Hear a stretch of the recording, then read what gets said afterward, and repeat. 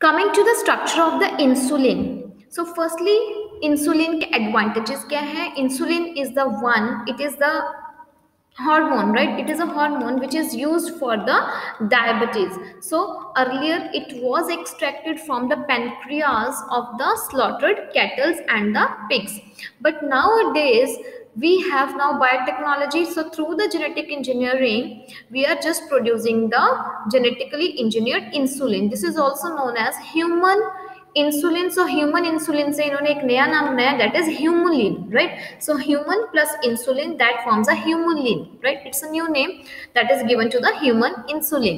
Coming to the structure, see here, insulin consists of a two short polypeptide chain that is known as chain A and chain B.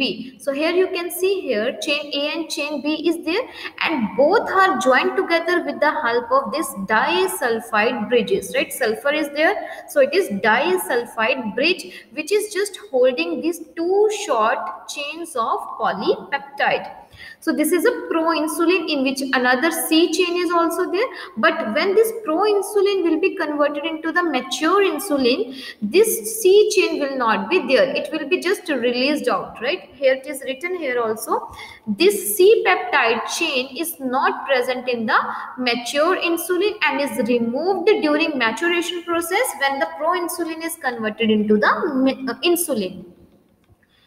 Another important information regarding this is in 1983, there is a company whose name is Eli Lilly. So Eli Lilly was the first company, it is an American company who prepared the two DNA sequences corresponding to the A and B chains of human insulin and introduced them into the plasmids of the E. coli. So what we are doing, genetically engineering, by using the genetically engineering, we are producing the human insulin, we are putting that two chains of the insulin and just putting into the E. coli. So E. coli act as a host. So bacteria हमें क्या करेगा? Bacteria हमें insulin provide करके देता रहेगा, right? So chains A and B were produced separately, extracted and combined by creating the disulfide bonds to form the human insulin.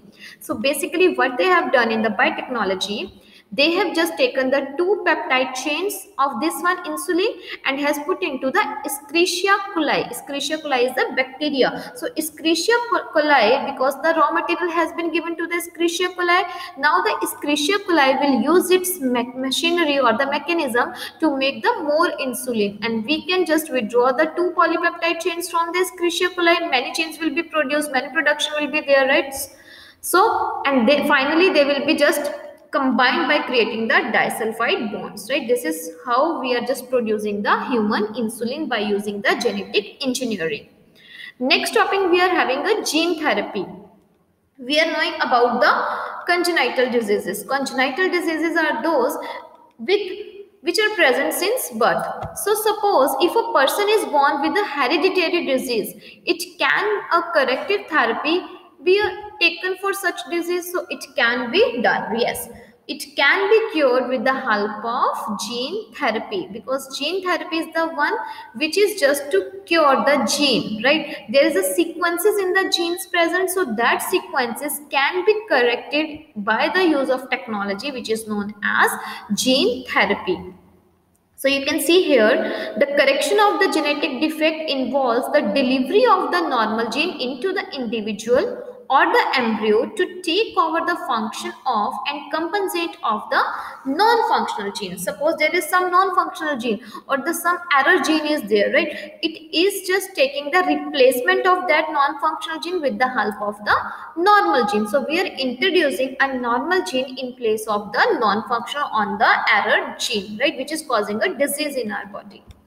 So the first clinical gene therapy was given in 1990 to a 4-year-old girl with the adenosine deaminase deficiency. So this was the first case at which in the time of 1990, and it was given to the 4-year-old girl who was suffering from the ADA deficiency, that is adenosine deaminase.